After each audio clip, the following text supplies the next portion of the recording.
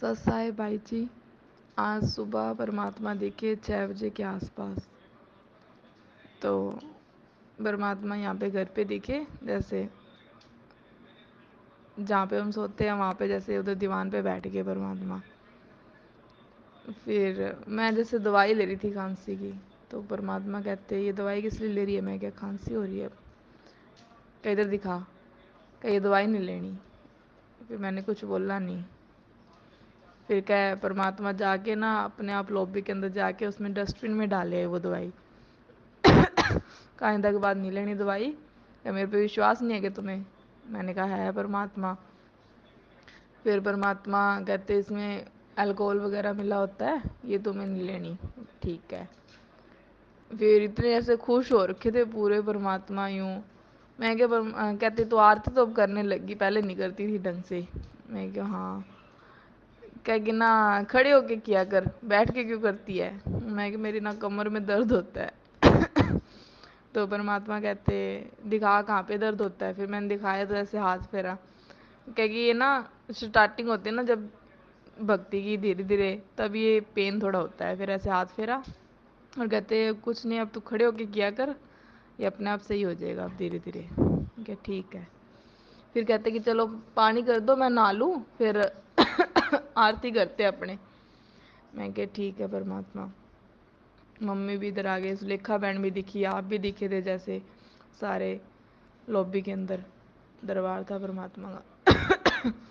फिर परमात्मा नहा के आए। फिर परमात्मा यूँ कहते कि देखना मेरे खारिश हो रही है पीठ पे, देखना।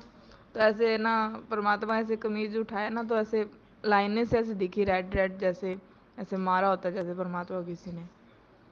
मैंने कहा परमात्मा आप कैसे, जैसे रोए साथ में और ऐसे हाथ फेरूं ऐसे कमर पे, कि ये क्या हो गया।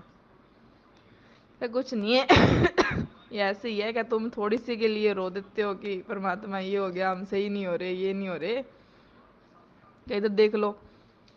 फिर मैंने ऐसे गले लगा लिया परमात्मा को, यूं कहा परमात्मा आप तो शब्द रूप में हो, आपको कौन मार सकता है। परमात्मा कहते तुम दुखी होते हो ना, तो मैं दुखी होता हूँ बच्चों। फिर क्या, रोना नहीं है। अरे यूं है कि भक्ति में लगे रहो, सही है रास्ता, मोक्ष मिल जाएगा अगर आप डट डट के ना रहोगे इस भक्ति में, तो मर्यादा में रह के। फिर फिर परमात्मा ने यूँ बोला कि ये जो तुम्हारे कष्ट आ रहे हैं, बीमारियां और है ना, तुम ऐसे कहते हो कि, मैं क्या, हाँ मालिक, मम्मी और ऐसे दिख ही रहा आपको, तो क्या, हाँ। कहीं पवन दास को जो सेवा लगाई है, ये मैंने लगाई है सेवा। क्या, यहाँ पे तुम दोगे ना जो दान, वो मेरे पास जा रहा है सीधा, ना कि किसी और के पास जा रहा।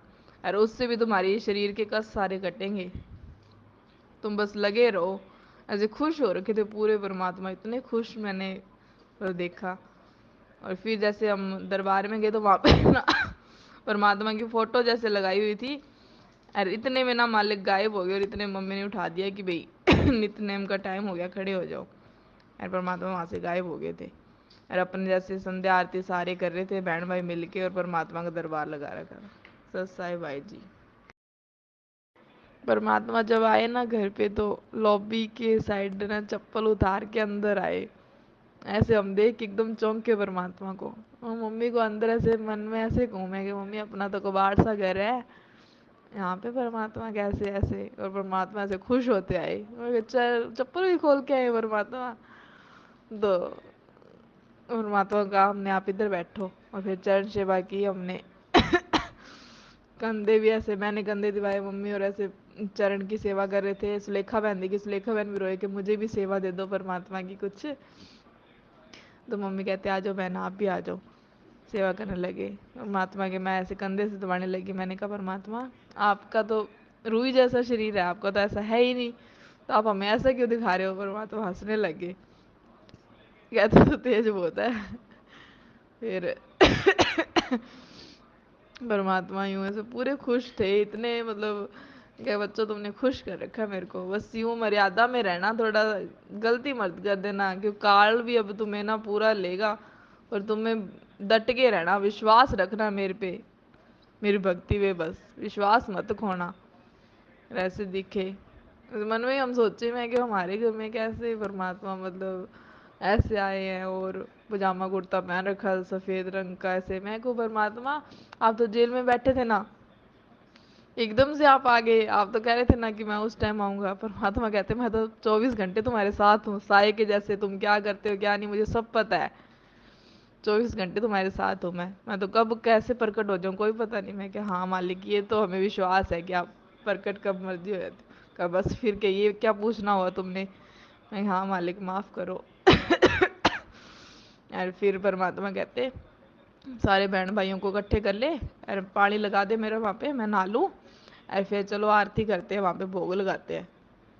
और फिर उधर हम सारे चचाई रखा था, सुलेखा बहन आप भी दिखे, मम्मी और सारे और बहन भाई साथ संगति वाले।